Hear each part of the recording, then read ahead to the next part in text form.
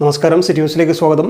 കുട്ടികളുടെ കരവിരുതിന് മിഴിവേകി ഭിന്നശേഷി വാരാചരണം. ഭിന്നശേഷി വിദ്യാർത്ഥികളുടെ നേതൃപാഠവും വർദ്ധിപ്പിച്ച് സുസ്ഥിര വികസന ഭാവിക്കായി അവരെ ഉൾച്ചേർക്കുക എന്ന പ്രമേയത്തെ അടിസ്ഥാനമാക്കിയാണ് കണ്ണൂർ നോർത്ത് BRCയിൽ ഭിന്നശേഷി വാരാചരണം സംഘടിപ്പിച്ചത്.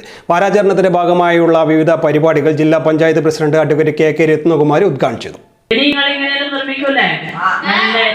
മരങ്ങൾ ഉണ്ടാക്കിയിട്ടുണ്ട്, പക്ഷീനെ ഉണ്ടാക്കിയിട്ടുണ്ട്, എന്തെല്ലാം ഉണ്ടാക്കിയിട്ടുണ്ടല്ലേ,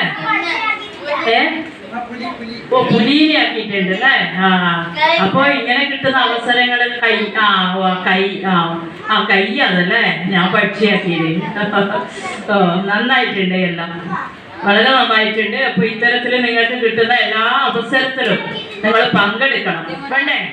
കുട്ടികളുടെ വിവിധ കഴിവുകൾ പരിപോഷിപ്പിക്കുന്നതിനു വേണ്ടി പ്രവൃത്തി പരിചയ ശില്പശാല, നാടൻ കളികൾ, ശിശു സൗഹൃദ ഗെയിമുകൾ, സംഗീത ശില്പശാല എന്നിവ വാരാചരണത്തിന്റെ ഭാഗമായി നടത്തി.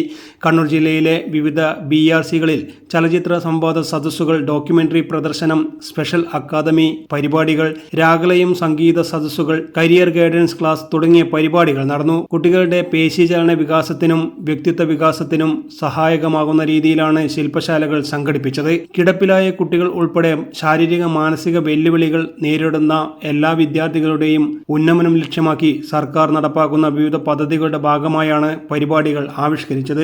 ടെറാക്കോട്ട ആഭരണ നിർമ്മാണം, കൊളാഷ് നിർമ്മാണം, കടലാസ് രൂപങ്ങളുടെ നിർമ്മാണം എന്നിവയാണ് പ്രവൃത്തി പരിചയ ശില്പശാലയിൽ നടന്നത്. ശില്പശാലയുടെ ഭാഗമായി കുട്ടികൾ നിർമ്മിച്ച ഉൽപ്പന്നങ്ങൾ വേറിട്ടതായി. ഭിന്നശേഷി വിദ്യാർത്ഥികൾ മാത്രം ഉൾപ്പെടുന്ന രാഗലയം സംഗീത ട്രൂപ്പിന്റെ നേതൃത്വത്തിലുള്ള സംഗീത ശില്പശാല ഏറെ ഹൃദ്യമായി. Kannur north BRC trainer M. Unais സ്വാഗതം പറഞ്ഞ ചടങ്ങിൽ വിദ്യാകിരണം ജില്ലാ കോർഡിനേറ്റർ KC സുധീർ, SSK ജില്ലാ പ്രോഗ്രാം ഓഫീസർ ദീപേഷ് KV എന്നിവർ ആശംസകൾ അർപ്പിച്ച് സംസാരിച്ചു. പ്രമോദ് അടുത്തില, പ്രകാശൻ MV എന്നിവർ പ്രവൃത്തി പരിചയ ശില്പശാലയ്ക്ക് നേതൃത്വം നൽകി. News desk, city news. കൂടുതൽ വാർത്തകൾ അറിയുവാൻ സിറ്റി ചാനൽ വാട്സ്ആപ്പ് ഗ്രൂപ്പിൽ ജോയിൻ ചെയ്യുക. ഒപ്പം YouTube ചാനൽ സന്ദർശിക്കും. വാർത്തകൾ ഇവിടെ അവസാനിക്കുന്നില്ല. മറ്റൊരു വാർത്തയുമായി വീണ്ടും കാണാം. നമസ്കാരം.